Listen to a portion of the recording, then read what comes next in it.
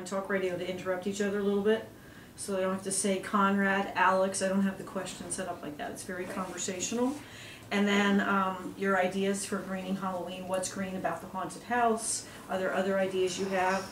And one of the things, and it's really okay to say, I have no idea. Like, I have no idea. One of my big stumps is that what in God's name do you have that's healthy to give out for trick-or-treaters that anybody would want to get? Yeah, like seriously, when you I get, want candy. Like toothbrushes. Or like carrots. That is nasty. I want to give them back. You throw them away, You right? do not want carrots for Halloween. Alex will probably eat the carrots. Yeah, this is a true story. When I was 5 years old, I went out with my older brother and sister. Absolutely true story. And someone gave me an apple, and I started screaming, like crying. What does your mom give away? Mom gives away... Don't tell me granola bars. No, please. she doesn't give away, I mean, she'll give away candy. Right. But she gives away, like, when I get tiny little Chachi party favors, Mom will give those away. Like, little Matchbox cars, or like, That's a great, the little that's a good sticky idea. hands, you know.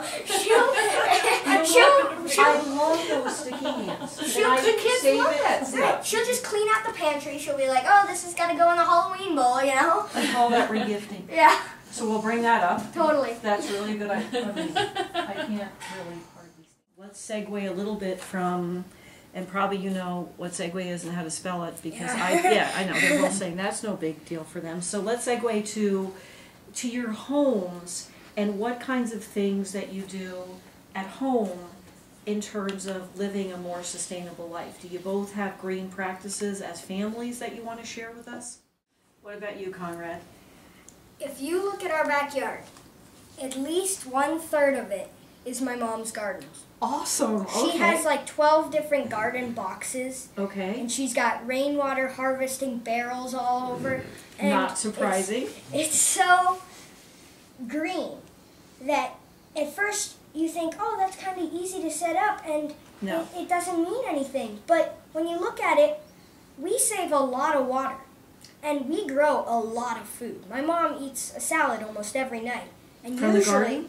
most no of the time. Pesticides, no Yep. insecticides, no herbicides. That's really awesome. Okay. And what about, are you a salad guy? I'm not. But I would say Alex is a very big salad guy. You a salad guy? Yeah, I get into that a lot. Okay. Do you ever raid the garden next door? Or maybe. At Conrad? That might be one of the secrets that they don't share. So Conrad, what is your school doing to be a more sustainable community, or are they?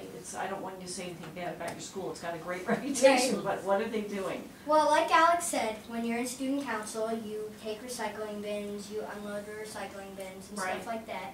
Also, we have, at lunch, we have people walking around collecting pop tabs, or soda can tabs. Right. And those like juice pouches, like Capri Sun. Right. We have for TerraCycle. Right. Yes. Okay. Our school does a lot of student-involved things. It's not like, oh, we're going to do this on our school. We're going to add solar panels. You guys don't have to worry about it. Right. It's maybe can you help us with this?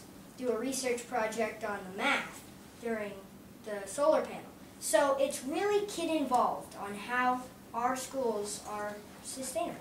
And I think for most kids, how amazing is that? Because we all have different ways of learning, and that can involve all the different ways that you learn and process information. What do you think some of the biggest issues are? Do you spend time thinking about that we're facing as a planet, or as a community, or as your school, or as your family? What do you think if you could tackle one issue at your young ages, what would you look at? Conrad, what's your answer?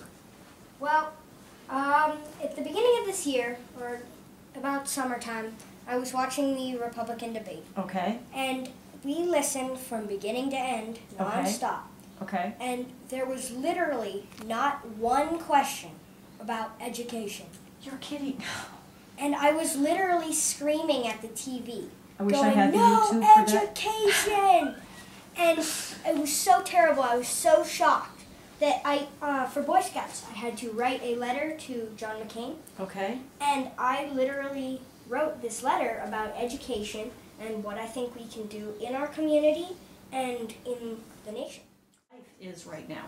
I think we're using too many fossil fuels because I think we're wrecking the environment, and there are tons of inexhaustible resources like the sun and wind power and hydroelectric power and geothermal energy from inside the earth.